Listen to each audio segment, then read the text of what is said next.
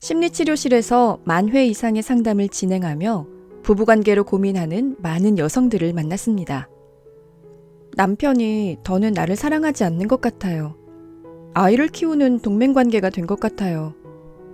여성들의 사연은 각기 다르지만 깊이 들여다보면 원인은 비슷했습니다. 먼저 현미 씨의 사연부터 살펴보죠. 현미 씨는 출산 후 남편과 관계가 급격히 멀어져 아이가 초등학생이 됐을 때는 거의 남처럼 지내게 됐다고 합니다. 어느 날 아이가 문득 던진 질문에 현미 씨는 말문이 턱 막혔습니다. 엄마는 왜 아빠랑 같이 살아? 그리고 상담실을 찾아오게 됐다고 합니다. 현미 씨는 연애 때를 떠올리며 이렇게 말합니다.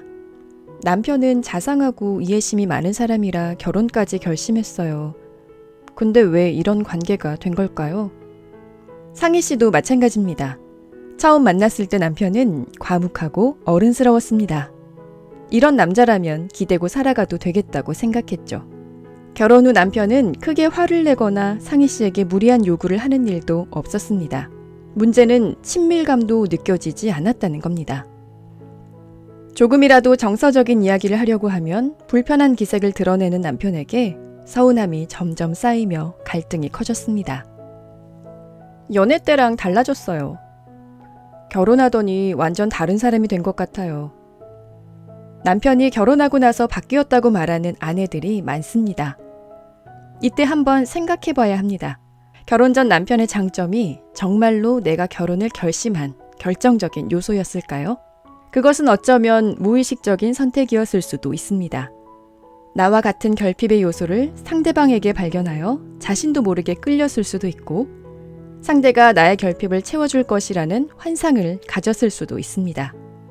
하지만 자신의 환상을 상대에게 투사하고 그 투사한 대상과 사랑에 빠지면 나와 그는 없고 환상만 남게 됩니다.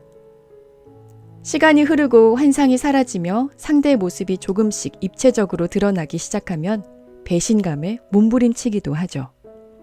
그러나 배신은 그가 아닌 자신에게 당한 것입니다. 그는 원래 그였으니까요. 문제는 남편에 대한 애정 욕구가 충족되지 않을 때 그 욕구가 아이에게 전이된다는 것입니다. 남편으로부터 채워지지 않는 것을 아이에게 요구하는 것이지요. 자신의 희생과 헌신을 담보로 말입니다. 보통 부부관계가 좋지 않을 때 여성은 아이들 뒤로 숨고 남성은 가장의 책임이나 일 뒤로 숨으며 갈등을 피합니다. 아내는 남편에게 겪는 좌절과 소외를 아이들을 통해서 다시 보상받으려고 하죠. 제가 권하는 해결책은 여성이 아내나 엄마라는 역할에 매몰되지 않고 무의식에 귀를 기울이는 것입니다. 대부분의 여성이 이런 상황에서 벗어나기 위해 스스로를 돌아보지는 않습니다. 남편을 문제 삼거나 상황을 탓하죠. 하지만 어느 누구도 나를 온전히 만족시킬 수 없다는 것을 알아야 합니다. 타인을 통한 만족은 찰나에 그칠 뿐이라는 것을요. 배우자가 무엇을 줄 수 있고 무엇을 줄 수 없는지, 나는 어디까지 수용하면서 살아갈지 파악해야 합니다. 또한 결혼은 두 아이의 만남이라는 것을 기억해야 합니다. 나는 무의식 속 아이로서 상대에게 요구하면서 상대는 어른이길 바랄 때 갈등은 증폭됩니다. 아내와 남편이 서로를 아이처럼 바라보면 좋겠습니다. 두 아이가 서로에게 연민을 느끼고 의지도 하고 서로를 보호하기도 하면서 말이죠. 잊지 마세요.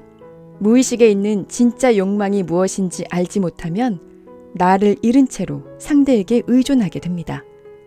여성이 여성으로서, 아내로서, 엄마로서 온전히 혼자서도 자립한 존재로 서야 하는 이유입니다. 마음의 자립을 시작한 여자를 위한 심리학. 남편을 버려야 내가 산다. 이 콘텐츠가 도움이 되었다면 구독과 좋아요를 눌러주세요.